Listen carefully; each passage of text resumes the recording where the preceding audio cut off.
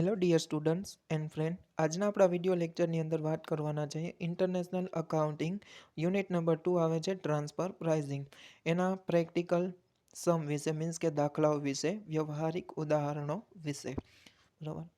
નીચે આપેલી વિગત પરથી ફેરબદલી કિંમતની નક્કી કરો. ચેપ્ટરનું નામ જ છે ફેરબદલી કિંમત. બરાબર. એટલે ફેરબદલી કિંમત નક્કી કરવાની છે. સૌપ્રથમ તમને આપેલું શું છે તો કે સ્થિર મિલકતોમાં રોકાણ આપેલું છે કેટલું તો કે 20 લાખ. ચાલુ મિલકતોમાં બી રોકાણ 20 લાખ. અંદાજિત ઉત્પાદન એકમો આપેલા છે કેટલા તો કે 20,000 એકમો.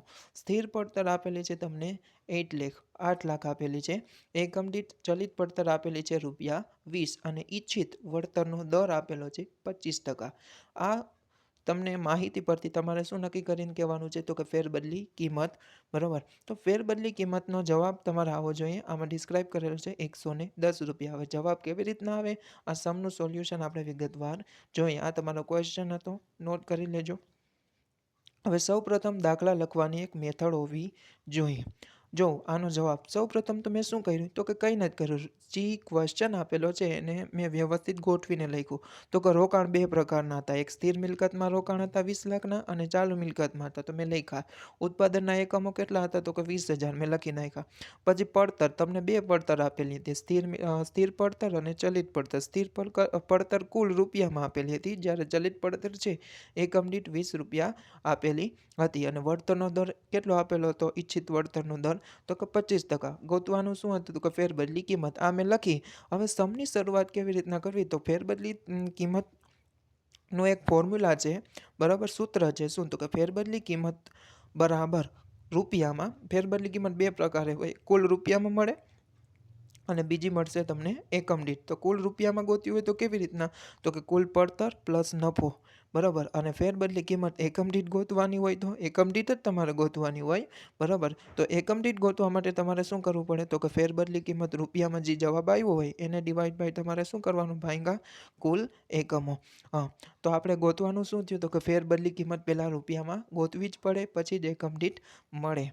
બરાબર. તો કેવી રીતના તો કે પહેલાં ફોર્મ્યુલામાં શું આવ્યું તો કે કુલ પડતર, પછી બીજું શું ગોતવાનું તો કે નફો. આ બંનેનો પ્લસ કરશું, બરાબર, સરવાળો કરશું તો ફેરબદલી કિંમત મળી જશે. હવે કુલ પડતર એટલે શું તો કે તમારી પાસે બે પડતર હતી, સ્થિર પડતર પ્લસ ચલિત પડતર. સ્થિર પડતર હતી કેટલી તો કે તમારી 8 લાખની હતી અને ચલિત પડતર હતી નહીં, એકમ દીઠ આપેલી. તો એકમ દીઠ કેટલી હતી તો કે ₹20. તો કે કેટલા એકમો કેટલા હતા ઉત્પાદનના તો કે 20,000 એકમો. એટલે 20,000 એકમો ગુણ્યા 20 કર્યા તો કેટલા આવ્યા તો કે ₹4 લાખ આવી ગયા. 8 લાખ પ્લસ 4 લાખ કેટલા થઈ ગયા કુલ પડતર તો કે 12 લાખ. આ 12 લાખ છે કુલ પડતરમાં મેં મૂકી દીધા. હવે ગોતવાનું શું રહ્યું તો કે નફો. તો નફો કેવી રીતના મળે તો કે નફાનું એક સૂત્ર છે, નફો એટલે રોકાયેલી મૂડી ગુણ્યા રોકાયેલી મૂડી પર વળતરનો દર. ઈચ્છિત વળતરનો દર આપેલો ને એને રોકાયેલી મૂડી પર વળતરનો દર કહેવામાં આવે છે. હવે તમને ક્વેશ્ચન થતો હશે રોકાયેલી મૂડી તો ક્યાં આપેલી તો કે રોકાયેલી મૂડી આપેલી નથી, આપણે ગોતવાની. કેવી રીતના મળશે તો કે રોકાયેલી મૂડી બરાબર તમને બે ટાઈપની મિલકતોમાં રોકાણ આપેલું હતું. એક સ્થિર મિલકતોમાં રોકાણ પ્લસ ચાલુ મિલકતોમાં રોકાણ. આ બંનેનો સરવાળો કરી દો તો એને કહેવામાં આવે છે રોકાયેલી મૂડી. 20 લાખ પ્લસ 20 લાખ એટલે ટોટલ કેટલા થઈ ગયા 40 લાખ. આ 40 લાખ તમારે અહીંયા નફામાં લખી નાખવાના. બરાબર. તો 40 લાખના 25% કરશું એટલે કેટલા આવશે 10 લાખ આવી જશે. 10 લાખ તમારે ક્યાં લખી નાખવાના તો કે નફાની જગ્યાએ નીચે. બરાબર. એટલે તમારે કેટલા 12 લાખ પ્લસ 10 લાખ એટલે ટોટલ કેટલા થઈ ગયા 22 લાખ.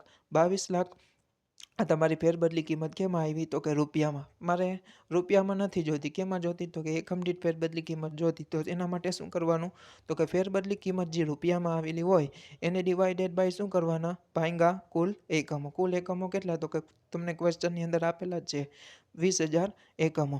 એટલે 22 લાખ ભાંગ્યા કેટલા કરવાના તો કે 20,000 યુનિટ્સ. એટલે તમારે કેટલા જવાબ આવશે 110 તમારે જવાબ આવશે. જવાબને શું કહેવામાં આવશે ફેરબદલી કિંમત. આ હતો તમારા દાખલાનો જવાબ. આવી રીતના વ્યવસ્થિત લખેલું હોવું જોઈએ જેથી કરીને તમને સારા માર્ક મળે. Thank you.